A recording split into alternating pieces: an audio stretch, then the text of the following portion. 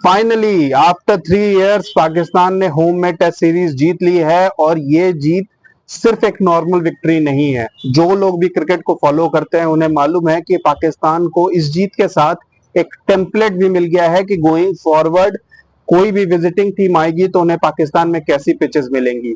यही पिचेस श्रीलंका और इंडिया बना के सालों से होम में डोमिनेट कर रहा है, लेकिन पाकिस्तान ना जाने किस जिद में था कि हमारे फास्ट बॉलर्स ही मैच जितवाएंगे और जबरदस्ती वो फास्ट बॉलर्स को हेल्प करने के लिए ऐसी पिचेस बना रहा था जो कि ना तो फास्ट बॉलर फ्रेंडली थी ना स्पिनर फ्रेंडली थी, वो बैट्समैन फ्रेंडली थी, जहां पर पाकिस्तान पहले तो रन खाता था और बाद में पैनिक करके थर्ड फोर्थ इनिंग्स में एक कोलैप्स करता था और हार जाता था। लेकिन अब पाकिस्तान को एक फॉर्मूला मिल गया है कि यहाँ जीतना कैसे है।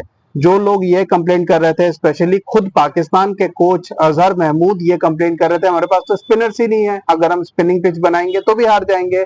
उन्हें अब समझ में आ गया है कि डोमेस्टिक में जो बड़े सारे स्पिनर्स पड़े हैं, जिन्हें आप ऑर्डिनरी स्पिनर समझते हैं, वो टर्निंग ट्रैक्स अगर उनको दिया जाए तो वही स्पिनर्स कमाल कर सकते हैं। आप उन्हें बैटिंग पिचेस पे बॉलिंग कराएंगे तो फिर कौन यहाँ पर विकेट्स लेगा। लेकिन जैसे ही टर्निंग ट्रैक्स बने, साजिद खान और नोमान अली ऐसा लग गया कि शेन वॉर्न और मुतैया मुरलीधरन है।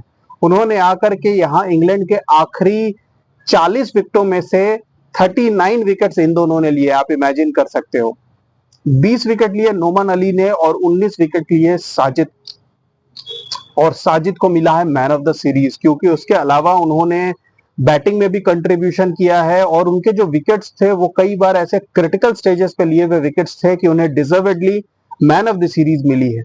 पाकिस्तान में एक और रिकॉर्ड बना है, 73 विकेट्स इस सीरीज में स्पिन बॉलर्स ने लिए हैं, जो ऑल टाइम पाकिस्तान का रिकॉर्ड है। तो आप समझ सकते हो कि स्पिनर्स ने कितना डोमिनेट किया है। आज जब इंग्लैंड बैटिंग करने आई 24 फॉर 3, तो जो रूट और Harry Brook triple centurion and double centurion from the first game, इन दोनों के ऊपर बहुत बड़ा प्रेशर था। इनका काम था कि इंग्लैंड को किसी तरीके से पहले लीड तक ले जाएं और फिर शायद इंग्लैंड की लोअर मिडिल ऑर्डर और टेल मिलकर इंग्लैंड को 150-200 का लीड दिला सके। 66 रन तक तो ये चले गए अच्छे से और कॉन्फिडेंट भी दिख रहे थे, लेकिन जैसे ही हैरी ब्रुक आउट हुए, मानो कि सब कुछ एक साथ कोलैप्स कर गया। बेन स्टोक्स, जो कि मुझे समझ नहीं आता, मैं अगर उनका कैरियर उठा के देखता हूं तो उनके सेलेक्टेड परफॉर्मेंसेज हैं जिसकी वजह से वो बड़े प्लेयर हैं। एक हेडिंगली में मैच जिता दी, एक वर्ल्ड कप के फाइनल में खेल लिया, एक T20 वर्ल्ड कप के फाइनल में खेल लिया।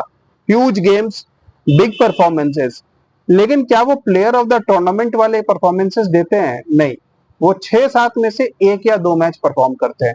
और पिछले अगर मैं 2 साल का उनका रिकॉर्ड दिखाऊं तो निहायत ही घटिया है। T20 वर्ल्ड कप 2022 के फाइनल में उन्होंने परफॉर्म किया था, लेकिन थ्रू आउट द टूर्नामेंट वो बहुत ऑर्डिनरी थे।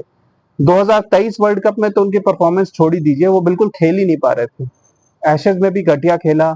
अभी भी उनकी परफॉर्मेंसेस इस सीरीज में बहुत ही हॉरिबल रही है, ना तो बॉलिंग से कुछ किया है ना बैटिंग से कुछ किया है।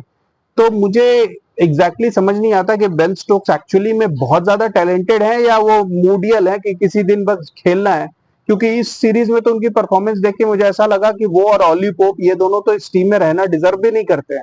बेन स्टोक्स के आने से टीम वीक होती है, मजबूत नहीं, क्योंकि बेन स्टोक्स ना तो बैट्समैन है ना ही बॉलर है। एनीवेज, बेन स्टोक्स फिर से एक बेवकूफ की तरह आउट हुए और जो लोअर मिडिल ऑर्डर ने इस बार, पिछली बार इंग्लैंड को थोड़ी रिकवरी दिलाई थी, इस बार वो सब भी फल्टर कर गए और पूरी तरीके से पाकिस्तान के स्पिनर्स ने डोमिनेट करके इंग्लैंड को खत्म कर दिया। जो रूट ने थोड़ी बहुत रेजिस्टेंस दिखाई और उनकी रेजिस्टेंस की वजह से ही इंग्लैंड 100 रन भी क्रॉस कर पाए, उन्होंने 33 रन बनाए।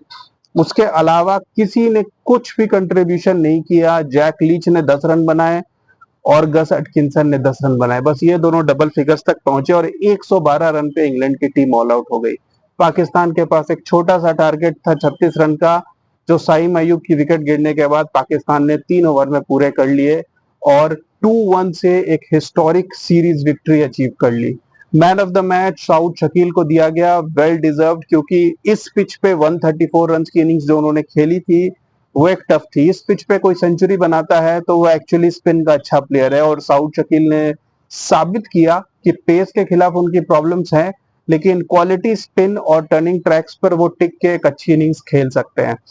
स्पिनर्स ऑफ कोर्स डोमिनेंट थे और साजिद खान को, जैसा मैंने कहा, कि मैन ऑफ द सीरीज मिला और अब उनको ओडीआई टीम में लाने की भी बातें चल रही हैं, क्योंकि जिस तरीके से उन्होंने यहाँ पर सिंगल हैंडेडली पाकिस्तान को ये सीरीज जिताई है, बैटिंग में भी कंट्रीब्यूट किया है और उनके पास अभी भी 5-6 साल की क्रिकेट बाकी है क्योंकि he is in his early 30s और उनकी फिटनेस बिल्कुल ठीक है। तो बातें चल रही हैं कि अब साजिद खान को पाकिस्तान के व्हाइट बॉल में भी जो स्पिनर की कमी है वहां अब हो सकता है कि आपको गोइंग फॉरवर्ड साजिद खान देखने को मिले। इवन चैंपियंस ट्रॉफी में अब आपको साजिद खान देखने को मिल सकते हैं।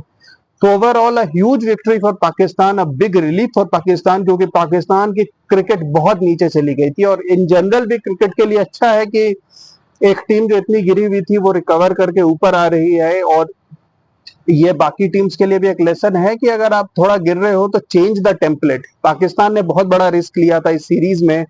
जब पहला टेस्ट मैच हारने के बाद उन्होंने बाबर, शाहीन और नसीम इन तीनों को ड्रॉप किया था, उसके बाद ये टीम नीचे भी जा सकती थी। इस मूव को कई लोग क्रिटिसाइज भी कर रहे थे, कह रहे थे अब देखते हैं क्या होता है। लेकिन इनके बगैर जो कि पाकिस्तान जीती है, it's a big lesson to them as well कि आप क्रिकेट से बड़े नहीं हो, आपके बगैर भी टीम जीत सकती है। आपके रिप्लेसमेंट्स ने आके बढ़िया काम किया और हम जीत गए। तो अब गोइंग फॉरवर्ड प्लेयर्स को भी ये मालूम रहेगा कि हम टीम से बड़े नहीं है, हम क्रिकेट से बड़े नहीं है, हमारे बिना भी टीम जीत सकती है। तो अगर हमें इस टीम में रहना है तो हमें परफॉर्मेंसेस देनी होंगी। तो अब देखना इंटरेस्टिंग होगा कि पाकिस्तान गोइंग फॉरवर्ड अपने सीनियर क्रिकेटर्स को वापस लाता है या अभी इसी टेम्पलेट पे चलता है।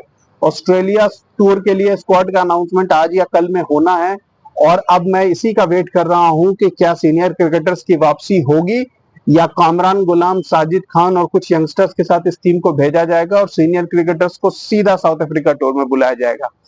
अब देखते हैं कि क्या होता है। स्क्वाड अनाउंसमेंट का वेट करते हैं, but till then congratulations to the Pakistan cricket team for winning this game. Keep watching guys.